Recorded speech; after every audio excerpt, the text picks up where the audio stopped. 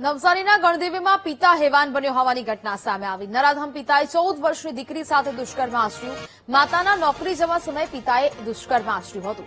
સગીર દીકરી સાથે દુષ્કર્મ આચરીને નરાધમે ગર્ભ નિરોધક દવા આપી। ઘટનાની જાણ થતાં માતાએ ગણદેવી પોલીસ સ્ટેશનમાં ફરિયાદ નોંધાવી છે। પોલીસે દુષ્કર્મ અને પોક્સોની કલમ અંતર્ગત નરાધમ પિતાને દબોચ્યો। આરોપીને આજીવન કારાવાસ અથવા ફાંસીની સજા આપવાની પીડિતાની માતાની માંગ છે। ફાસ્ટ ટ્રેક કોર્ટમાં કેસ ચલાવવાની પણ પીડિતાની માતાની માંગ છે। સંવાદદાતા રાકેશ ફોન લાઈન પર જોડાયા છે। રાકેશ, ગણદેવીમાં પિતા હેવાન બન્યો હોય તેવી ઘટના સામે આવી છે, શું વિગત? જે પિતા પુત્રીનો સંબંધ છે એને લજવતો કિસ્સો ગણદેવીમાં પ્રકાશમાં આવ્યો છે।